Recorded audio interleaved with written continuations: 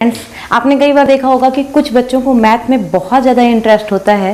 मतलब आप कोई भी क्वेश्चन दे वो फटाफट तैयार हो जाते हैं करने के लिए। कुछ बच्चों को ऐसा होता है मैथ से डर लगता है उन्हें।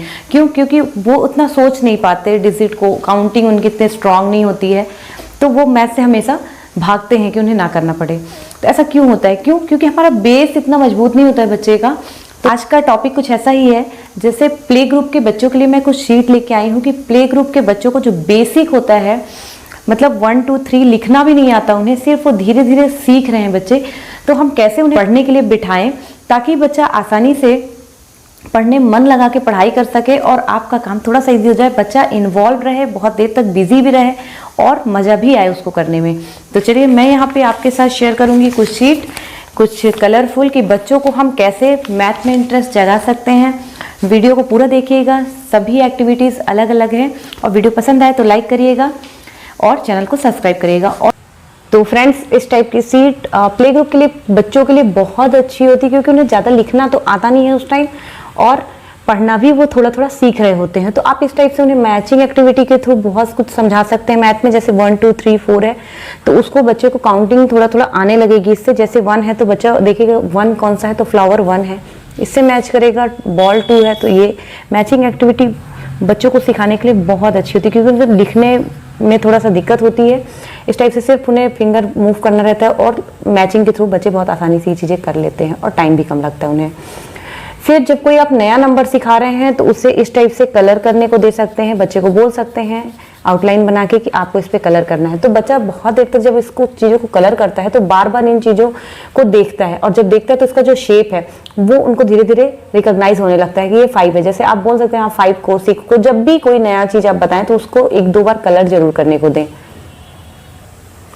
अब बच्चों को आप बोल सकते हैं कि चलो अपन सीट को कलरफुल बनाते हैं, तो उसमें देखिए 1 2 3 4 के एक कुछ कलर दिए, कोड दिए। जैसे रेड कलर है 1 में, तो जहाँ जहाँ 1 होगा तो बच्चा 1 कलर करेगा, जहाँ 2 है तो वहाँ ग्रीन कलर करेगा, तो कोड को समझ के कलर करेगा। तो आप बच्चों से बोल सकते हैं कि देखिए इस टाइप के अपन कलरफुल शीट बनाएंगे चलो, तो उनको पढ़ाई का एहसास नहीं होता और वो बहुत जल्दी सीखने लगते चीज़ों को। तो जैसे 1 है तो वो बार बार 1 को ढूंढेगा और कलर करेगा, फिर 2 को 3 को 4 को, इसी तरह ढूंढ के नए नए कलर से करेगा। तो उसको ये चीज़ करने में बहुत मज़ा आएगा।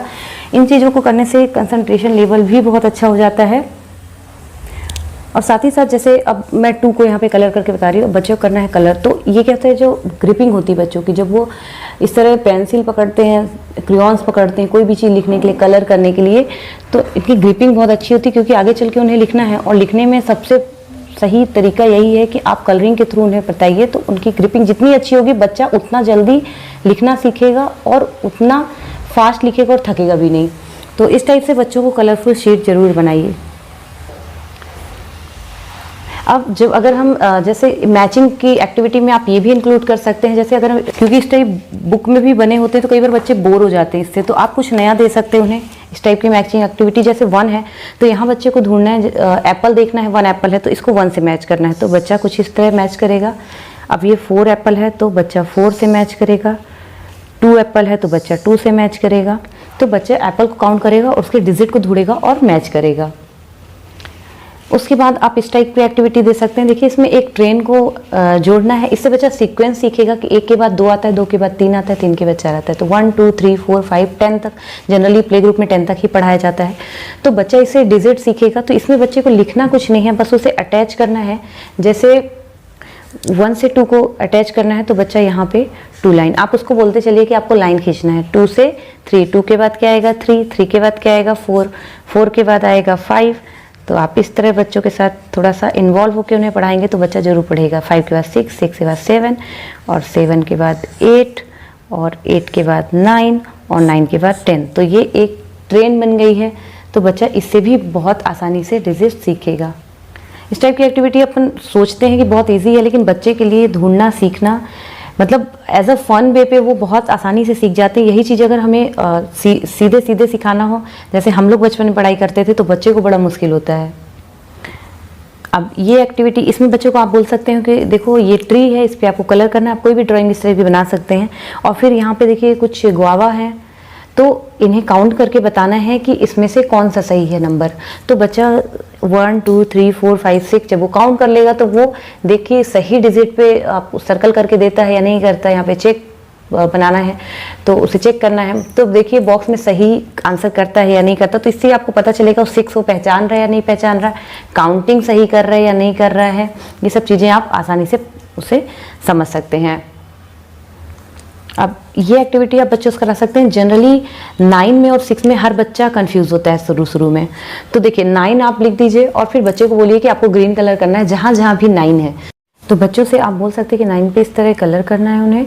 तो बच्चा, और ये भी बता सकते हैं कि जो ऊपर सर्कल होता है जहाँ पे वो 9 होता है और जो नीचे सर्कल होता है वो 6 होता है। तो बच्चा इससे भी कोरिलेट करेगा चीज़ों को और धीरे धीरे वो पहचानने लगेगा। इस टाइप से आप 6 का भी बना के दे सकते हैं कि आज आपको 6 पे सर्कल करना है। आप इस टाइप की कोई भी ड्राइंग बना के दे सकते हैं, कोई भी कार्टून बना के दे सकते हैं। तो बच्चा इसको जब ड्रॉ करेगा, मैच करना सीखेगा, तो बच्चा पेंसिल चलाना सीखेगा धीरे धीरे, क्योंकि आगे उसे लिखना है तो उसकी भी प्रैक्टिस होगी। साथ ही साथ आप कलर देंगे तो बच्चे का इंटरेस्ट बढ़ेगा।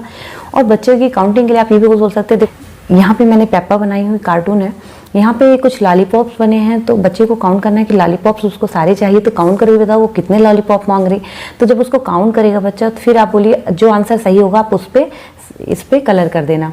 तो बच्चे को जो आंसर सही लगेगा वो काउंट करेगा, फिर उस पर बच्चा बाद में कलर करेगा। तो आप देखेंगे कि बच्चा सही में पहचान रहा नहीं। अगर वो 9 में कलर कर रहा है इसका मतलब काउंटिंग उसकी धीरे धीरे स्ट्रांग हो रही है।